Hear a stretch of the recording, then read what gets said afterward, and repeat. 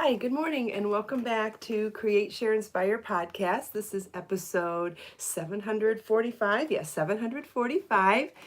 Happy Wednesday, happy hump day. If you are joining me live, please say hello. It is chilly here. Like I told you, we were getting a cold spell. It went down to 45 here last night. I think it's still in the 40s outside. It's 65 in my house, and I normally keep the thermostat at 76, so it's a little chilly for us here.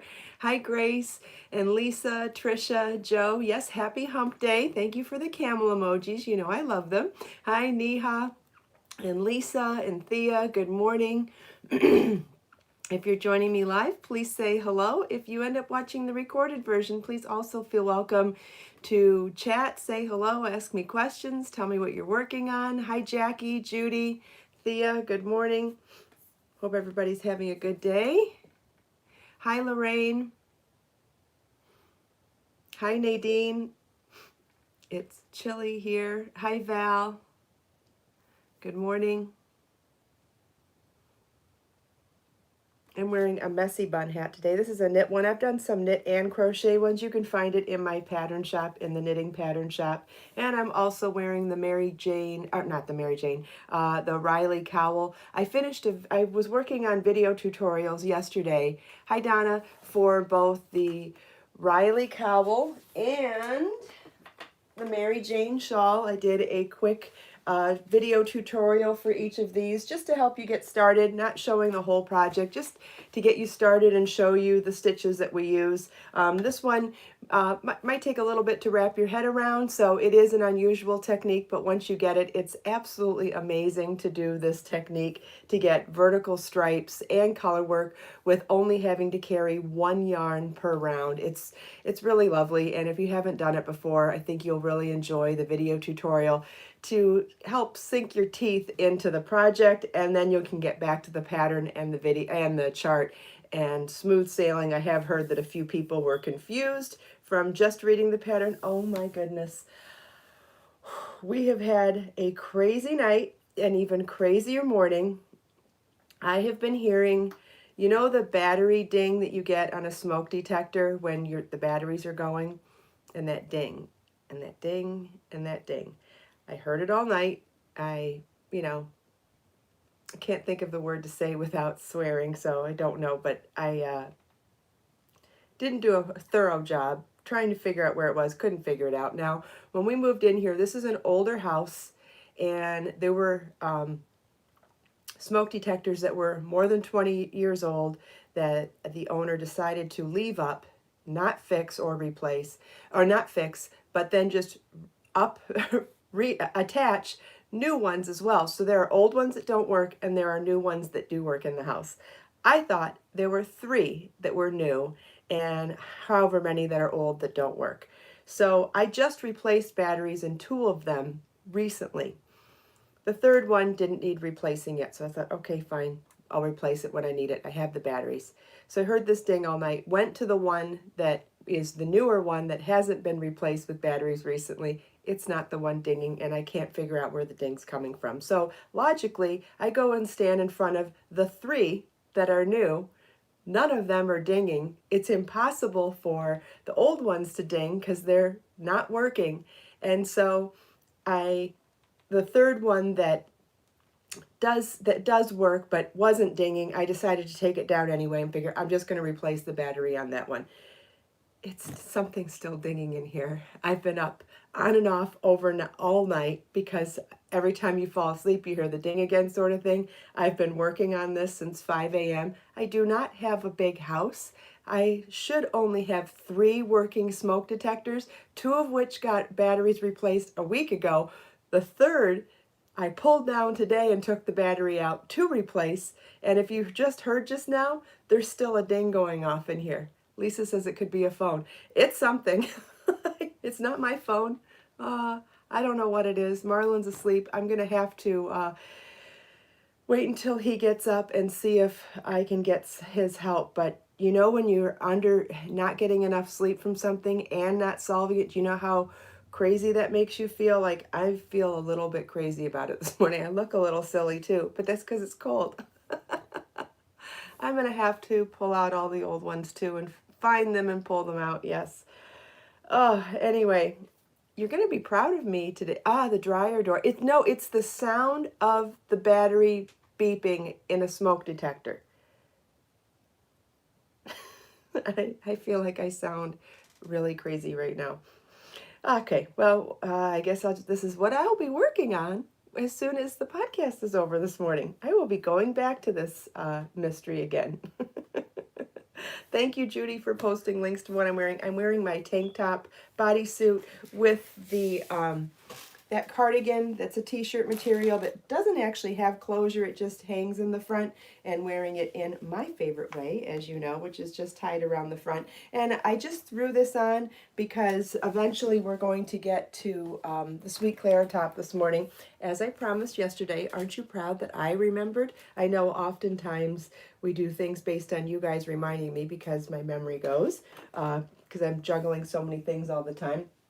But I did find the Sweet Clara top. I did find the belt. Someone reminded me in comments yesterday that the last time they saw it was when I had corset tied it on the Gia capelet or shawl. Yeah, you heard it. Isn't that nice?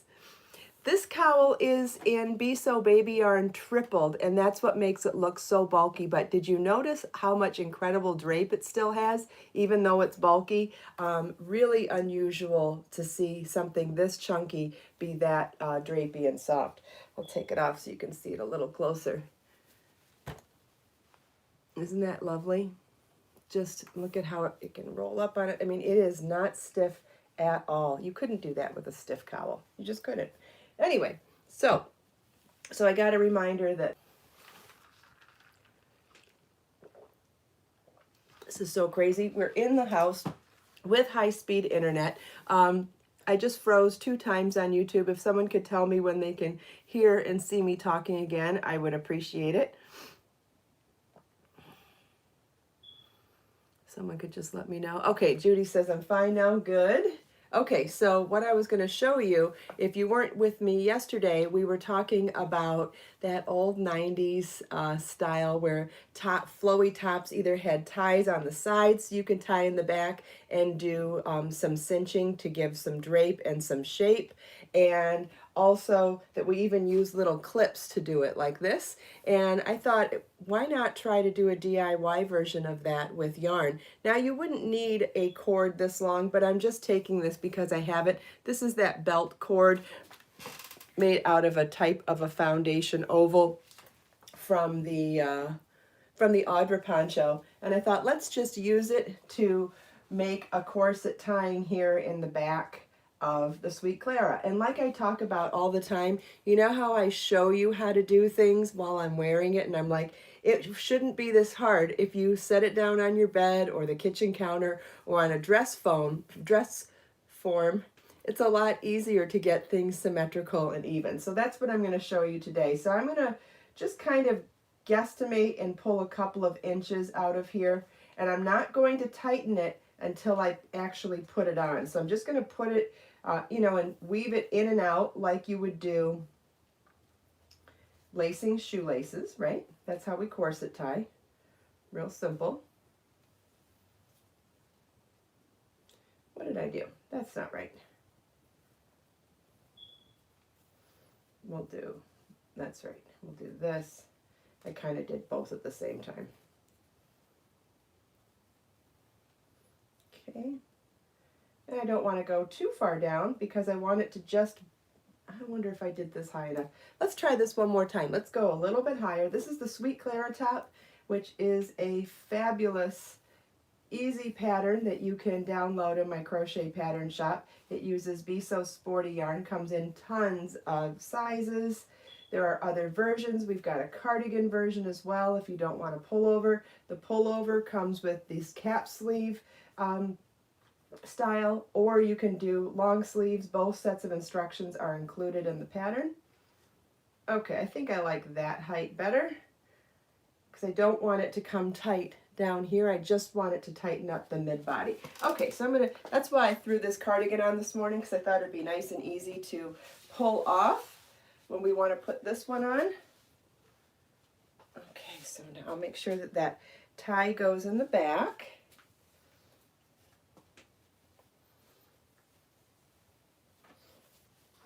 Okay, so now, I hope I pull it in the right spot. I feel like did I make it high enough?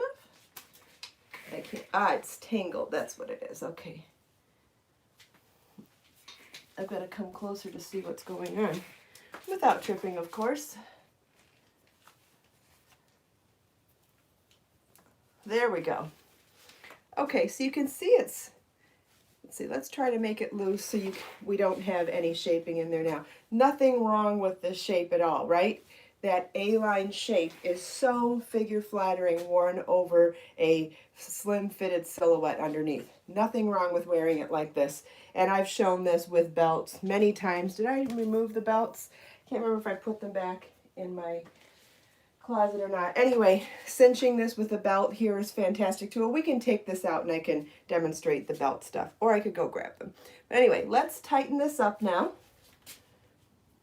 It looks like we didn't add enough. Let's pull it back up. See, so I added that cinching back here. So wait and see on the computer.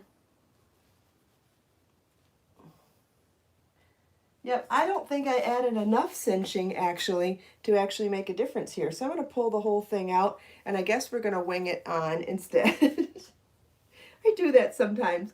When I try to be cautious about something, I'm like, okay, do a little, don't go too far. Try to do something minimum, but oh, now it's stuck.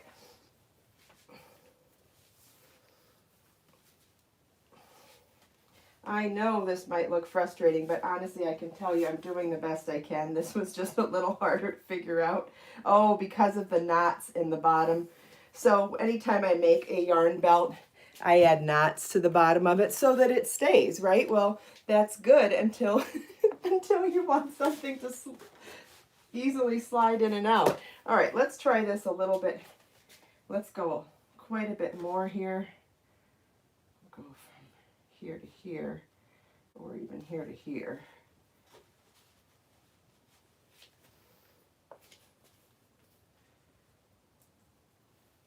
Just shows you how much drape there is in this top, or how much ease there is in this top. You have a lot of flexibility for styling.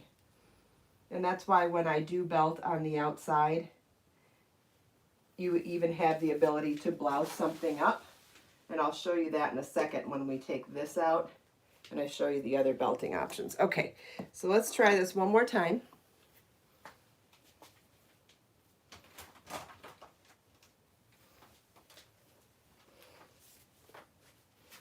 Okay, so now, did I bolt that? Okay, so now let's cinch it this time. Oh, I think I'm seeing a little bit more now. I think we could have even gone more though. Look at that. So I am getting a little bit of cinching in there, but honestly, we could even go more. I would take it from here.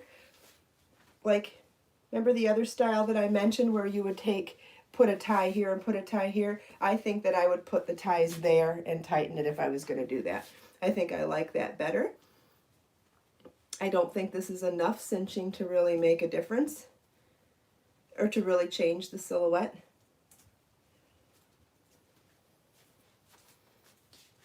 Although, I mean, it is slimmer. It is slimmer. And I'm certainly not as slim as I could be to really show that style either. All right, so we'll take it off then. And let me show you another thing. So it could just be that I'm not skinny enough to show that off, or it could be that I just didn't pull enough. What I was hoping for is this, so that the front is more fitted through here and then still loose down there, which maybe I just don't have enough differential between my waist and my hips. Yeah, you could cinch it in front too, absolutely. So let me put it back on now.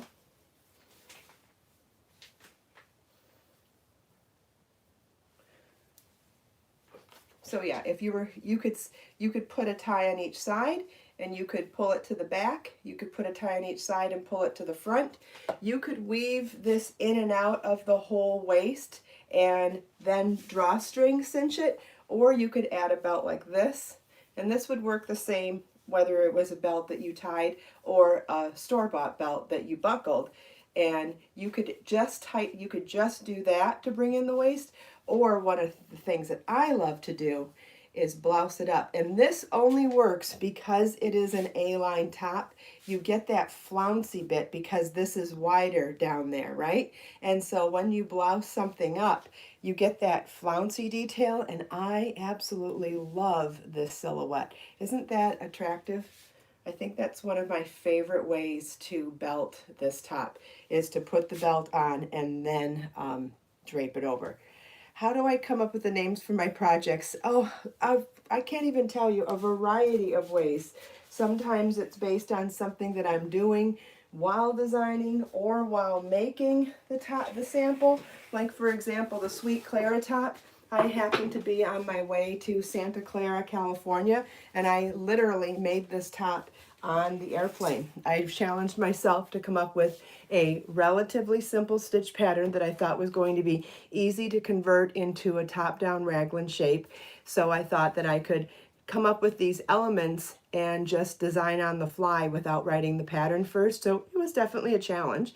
And so as I did all that, I said, well, flying from Florida to California, let's see if I can make it before I land. And I not only did I finish it, when I got to the booth, I was going to a trade show in Santa Clara, California. When I got to the convention center and got to the booth, I had someone take a photo of me putting the yarn needle on my tails and literally weaving in the loose ends as I was standing in the booth getting ready to present the pattern or present the yarn to customers there. Isn't that a fun story?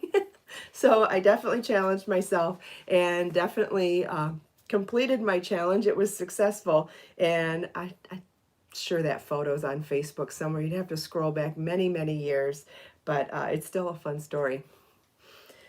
Oh, I'm so glad I have a hat on. It's freezing in here. I might even put my jacket back on.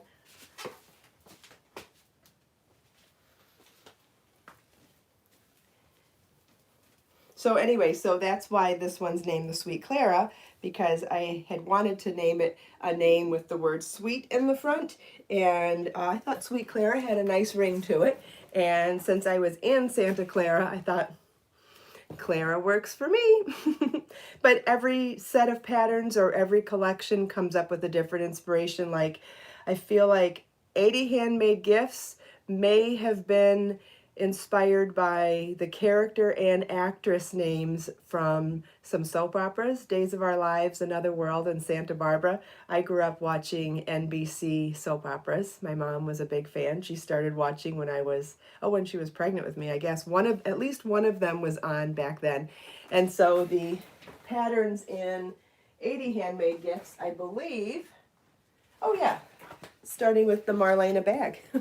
Yeah, definitely. If anybody is a fan of Days of Our Lives or Another World, you'll definitely recognize some of the names in here because I named them after the characters first, and then when I ran out of names, because we needed to come up with 80 names for this book, I ended up using the character names and the respective actress names who played the characters. Someone asked if I still travel. Not at the moment. I haven't been doing any traveling since COVID started.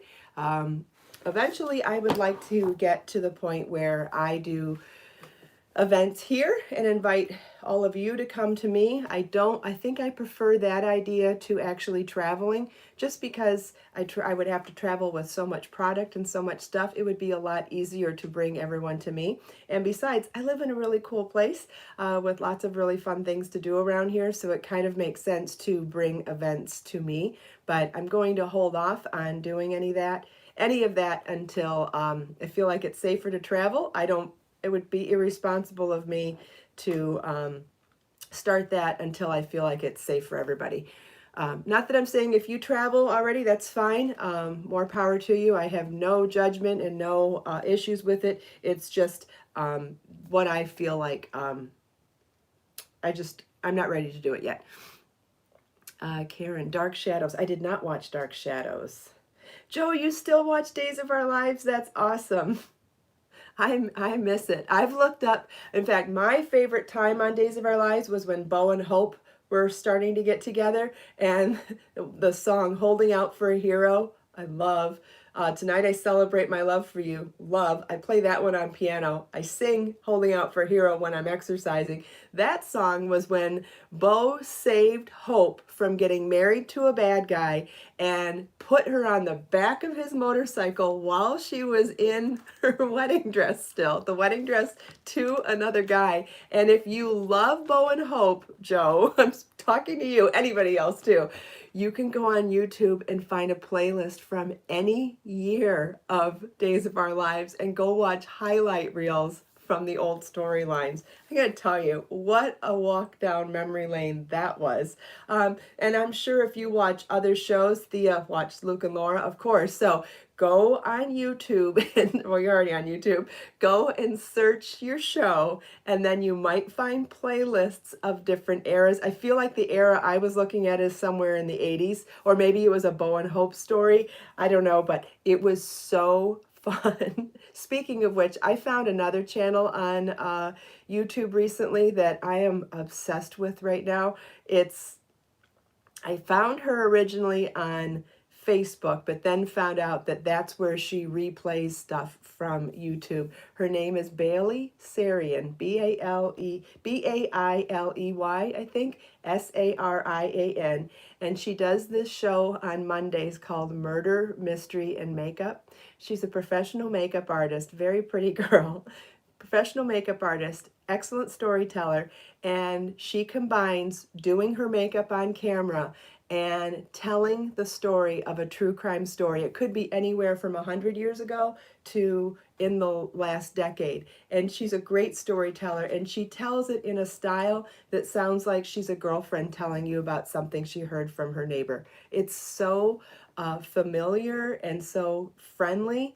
And if you like glam makeup to begin with, it's fun to watch her do her makeup too. But it is really an interesting channel. She has an incredible number of followers, and I definitely see why. It's very entertaining. So if you like true crime and glam makeup, you'll probably love it as much as I do. Anyway, enough about that. So I want to see, I'm not seeing comments here now today. They're not working very well, but let me oh, there we go. I can go backwards. I can't go forwards. Yeah, Sandshell doesn't want to travel yet. That's why I'm planning on starting classes. So you may have, so recently I asked you all to fill out Kimberly watches her too. She is very pretty, Bailey Sarian. I asked you recently to fill out a survey for me about teaching classes. And I feel like because I don't teach classes anymore because I don't travel and we're not doing events here, so I'm not teaching. I feel like doing something online, whether I use some sort of a webinar platform or maybe Zoom. I'm going to start teaching classes, and I'll be able to do that when the new website is done. So I'm very excited about that. I'm working on my class schedules now. And so that will be another way that we can get together, because it will be a little more social than the podcast even, because you will have the ability to show your face if you want to, or join in the live chat during the classes, and which will be really I'll probably mute everybody while I'm teaching, but to be able to have the live chat like we do here, you'll still be able to ask questions in real time during the classes. So it's going to be really awesome. And it's a way to get so much more information packed into a tutorial, more so than I do with the tutorial videos that I do here on YouTube, because it will be interactive and long, or longer, be about an hour. It will involve overhead shot. It'll involve 2 camera angles for me, which is great for you in learning. And you'll have the ability to ask questions live. And when the whole thing's over, I'll be able to wrap the whole package into a video that you can then keep after you've taken the class. So I'm trying to figure out all the logistics of putting all of that onto the website and making it available. So there's still lots of stuff to figure out on the back end. And Lewis, my web designer, is helping me figure that out on the back end. So that probably won't start, because I know you're probably wondering, why'd you ask me about classes if you don't have them yet? It's about getting the website, about getting the types of technical things we need on the website to be able to offer classes. So it should be sometime in January that we can get all that started. So very excited about that. And it'll be another way that we can socialize from a distance. And I'm excited about that because I don't know about you, but I don't get enough social interaction this year either. So I think it'll be fun that we can do the social, get a little more social activity, plus do some more in-depth learning, way more than I'm able to do on the podcast or in the tutorial videos. So, does anybody have any questions about that or any questions in general? We definitely went off on a tangent with soap operas, but I'm glad to see so many people shared their memories of that too. Okay, comments are working here. It's like it won't let me scroll down anyway. Technology.